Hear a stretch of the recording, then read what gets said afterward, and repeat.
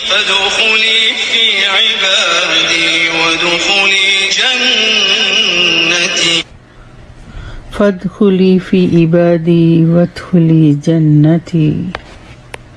اے بندے داخل ہو جا میری جنتوں کی طرف۔ الحمد للہ الذی ہدانا لہذا وما کننا لنہتدی اللہ الہدانا اللہ۔ کل حمد، کل شکر، کل ثنا، کل تعریف اس اللہ کے لیے ہے جس نے ہمیں ہدایت بخشی، اور ہم ہرگز ہدایت یافتہ نہیں ہو سکتے اگر اللہ ہی ہمیں ہدایت نہ دیتا۔ یہ اسی کا فضل ہے، اسی کا کرم ہے۔ رب اشرح لی صدری ویسر لی امری واحلل عقدۃ من لسانی یفقہوا قولی۔ الحمد للہ الصلاۃ والسلام علی رسول اللہ وعلی آلہ وصحبہ اجمعین، اما بعد۔ میرا آج کا موضوع سورہ بقرہ کی آیت 186۔ میں قریب ہی ہوں جب کوئی دعا کرنے والا مجھے پکارتا ہے۔ وَإِذَا سَأَلَكَ عِبَادِي عَنِّي فَإِنِّي قَرِيبٌ أُجِيبُ دَعْوَةَ الدَّاعِ إِذَا دَعَانِ فَلْيَسْتَجِیبُوا لِی وَلْیُؤْمِنُوا بِی لَعَلَّهُمْ یرشدون۔ اور جب میرے بندے آپ سے میرے متعلق پوچھیں تو انہیں کہہ دیجئے کہ میں ان کے قریب ہی ہوں۔ جب کوئی دعا کرنے والا مجھے پکارتا ہے تو میں اس کی دعا قبول کرتا ہوں، لہٰذا انہیں چاہیے کہ میرے احکام بجا لائیں اور مجھ پر ایمان لائیں تاکہ وہ ہدایت پا جائیں۔ اللہم اجعلنا من الراشدین، اے اللہ ہمیں ہدایت یافتہ لوگوں میں سے بنا دے، آمین۔ رسول اللہ صلی اللہ علیہ وسلم سے بعض لوگوں نے پوچھا تھا کہ ہمارا پروردگار اگر دور ہے تو ہم اسے بلند آواز سے پکاریں اور اگر قریب ہے تو آہستہ آواز سے پکاریں۔ اس آیت میں اللہ تعالیٰ نے ان لوگوں کو بتا دیا کہ میں تمہارے بالکل قریب ہوں، اقرب علیکم من حبل الورید، میں تو تمہاری شہ رگ سے بھی زیادہ قریب ہوں۔ ایک اور جگہ اللہ تعالیٰ فرماتا ہے واللہ علیم بذات الصدور، اللہ جانتا ہے جو کچھ تمہارے سینوں میں ہے، جو کچھ چھپا ہوا ہے۔ بے شک اگر تم زبان پر بھی نہیں لاتے وہ پھر بھی جانتا ہے، اور تمہارے سینوں کے چھپے ہوئے بھید جانتا ہے۔ جب وہ تمہارے اتنے قریب ہے تو اس سے کیا فرق پڑتا ہے کہ تم اسے آہستہ پکارو یا دل میں پکارو یا پھر آواز بلند پکارو۔ اس آیت میں انی قریب فرما کر اس طرف بھی اشارہ فرما دیا گیا ہے کہ دعا آہستہ اور خفیہ کرنا چاہیے۔ دعا میں آواز بلند کرنا پسندیدہ نہیں۔ جب اللہ قریب ہے تو پھر اسے آہستہ آواز میں ہی پکارنا چاہیے، تاہم اس میں بھی انسان کی نیت اور ارادے کا بہت دخل ہے، اور حسن نیت سے ہی عمل میں خوبصورتی پیدا ہوتی ہے۔ اس کی مثال یہ ہے کہ مکی دور میں ایک دفعہ رسول اللہ صلی اللہ علیہ وسلم رات کو نکلے تو دیکھا کہ سیدنا ابو بکر صدیق رضی اللہ تعالی عنہ آہستہ اور پرسوز آواز میں نماز میں قرآن پڑھ رہے ہیں۔ آپ صلی اللہ علیہ وسلم آگے گئے تو دیکھا کہ سیدنا عمر رضی اللہ تعالی عنہ بلند اور گرجدار آواز سے پڑھ رہے ہیں۔ صبح آپ صلی اللہ علیہ وسلم نے پہلے ابو بکر رضی اللہ تعالی عنہ سے دریافت کیا کہ تم اتنی آہستہ آواز سے قرآن پاک کیوں پڑھ رہے تھے؟ انہوں نے جواب دیا کہ اس لیے کہ میرا رب میرے نزدیک ہے۔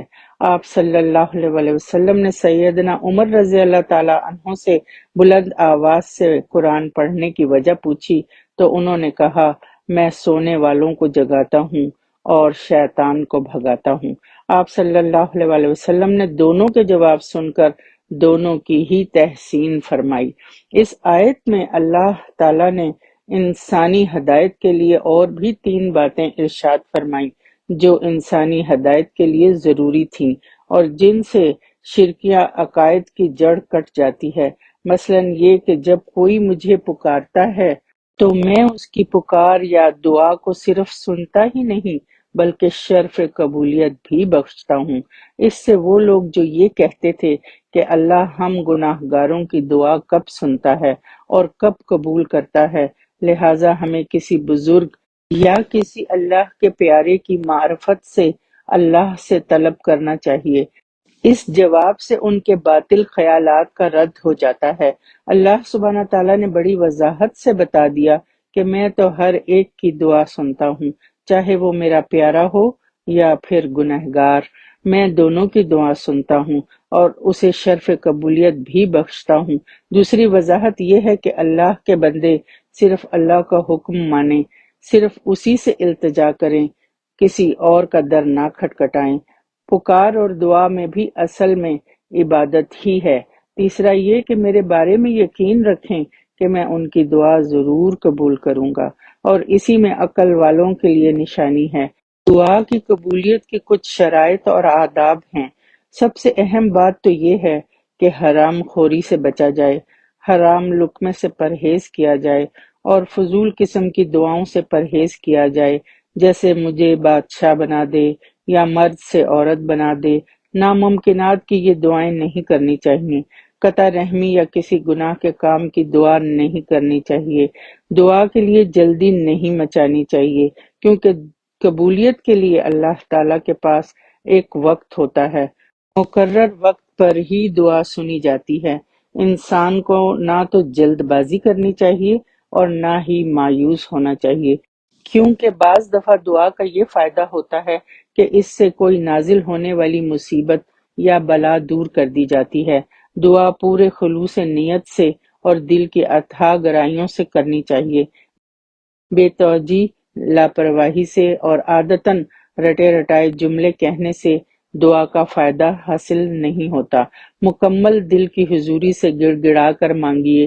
دعا کرنے سے پہلے اللہ کی حمد و ثنا اور رسول اللہ صلی اللہ علیہ وسلم پر درود بھیجنے کے بعد اپنی حاجت کی دعا کی جائے۔ اگر دعا کی قبولیت میں تاخیر ہو تو اس کی رحمت سے مایوس نہ ہوں، اس میں بھی اللہ تعالیٰ کی حکمتیں پوشیدہ ہیں۔ اگر قبول نہیں بھی ہو رہی تو آپ کے اعمال نامے میں دعا مانگنے کی وجہ سے نیکیاں لکھی جائیں گی اور اس کا اجر آخرت کے لیے محفوظ کر لیا جاتا ہے۔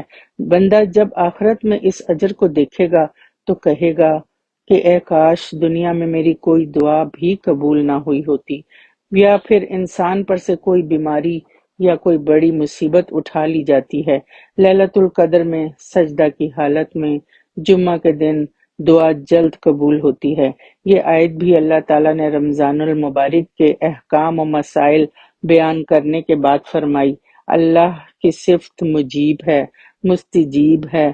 سورۃ ہود میں آتا ہے اِنَّ ربی قریب مجیب، آیت 61۔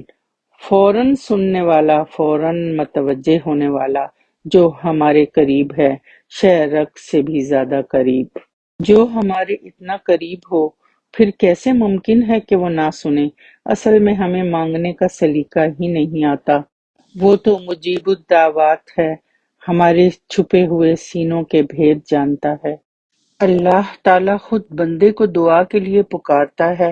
رسول اللہ صلی اللہ علیہ وسلم نے فرمایا، ہر رات جب رات کا پہلا تہائی حصہ گزر جاتا ہے تو اللہ تعالیٰ آسمان دنیا پر نزول فرماتے ہیں اور کہتے ہیں کہ میں بادشاہ ہوں، میں بادشاہ ہوں، کون ہے جو مجھ سے دعا کرے کہ میں اسے قبول کروں؟ کون ہے جو مجھ سے سوال کرے کہ میں اسے عطا کروں؟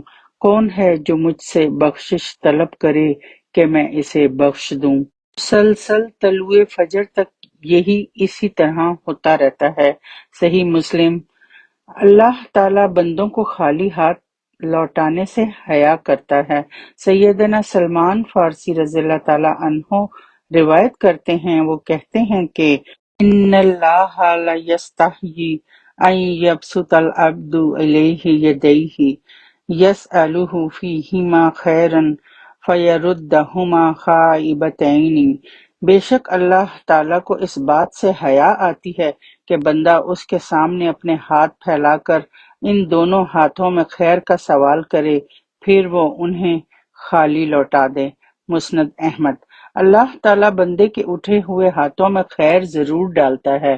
رسول اللہ صلی اللہ علیہ وسلم نے فرمایا، ان اللہ رحیم کریم یستحیی من عبدہ ان یرفع الیہ یدیہ ثم لا یدع فیہما خیرا۔ بلا شبہ اللہ نہایت رحم کرنے والا ہے اور بہت باعزت ہے۔ اسے اپنے بندے سے شرم آتی ہے کہ وہ اس کے آگے اپنے دونوں ہاتھ اٹھائے پھر وہ ان میں کوئی خیر نہ ڈالے۔ صحیح الترغیب و ترہیب۔ نبی صلی اللہ علیہ وسلم نے فرمایا، بندے کی دعا اس وقت قبول کی جاتی رہتی ہے جب تک وہ کسی گناہ یا قطع رحمی کی دعا نہ کرے اور قبولیت میں جلدی نہ کرے۔ عرض کیا گیا، اے اللہ کے رسول، جلدی کیا ہے؟ آپ صلی اللہ علیہ وسلم نے فرمایا، وہ کہے میں نے دعا مانگی تھی، میں نے دعا مانگی تھی، لیکن مجھے نہیں لگتا کہ میری دعا قبول ہوئی ہو۔ پھر وہ اس وقت نا امید ہو جاتا ہے اور دعا مانگنا چھوڑ دیتا ہے۔ صحیح مسلم۔ اللہ تعالیٰ سے دعا نہ کرنا تکبر کی علامت ہے۔ وقال ربکم ادعونی استجب لکم ان الذین یستکبرون عن عبادتی سیدخلون جہنم داخرین۔ اور تمہارے رب نے فرمایا، مجھے پکارو میں تمہاری دعا قبول کروں گا۔ بے شک وہ لوگ جو میری عبادت سے تکبر کرتے ہیں ان قریب ذلیل ہو کر جہنم میں داخل ہوں گے۔ سورہ غافر آیت 60۔ دعا نہ کرنا اللہ کی ناراضگی مول لینا ہے۔ رسول اللہ صلی اللہ علیہ وسلم نے فرمایا، انہ من لم یسأل اللہ یغضب علیہ۔ بلا شبہ جو آدمی اللہ تعالیٰ سے سوال نہیں کرتا وہ اس پر غضبناک ہوتا ہے۔ سنن ترمذی۔ اللہ تعالیٰ کے نزدیک دعا سے زیادہ کوئی چیز معزز نہیں۔ رسول اللہ صلی اللہ علیہ وسلم نے فرمایا، لیس شیء اکرم علی اللہ من الدعاء۔ اللہ کے نزدیک دعا سے زیادہ کوئی چیز معزز نہیں۔ مسند احمد۔ دعا عبادت ہے۔ نبی اکرم صلی اللہ علیہ وسلم نے فرمایا، الدعاء هو العبادہ وقال ربکم ادعونی استجب لکم۔ دعا عبادت ہے اور تمہارے رب کا فرمان ہے، تم مجھ سے دعا کرو میں تمہاری دعا قبول کروں گا۔ سنن ابی داؤد۔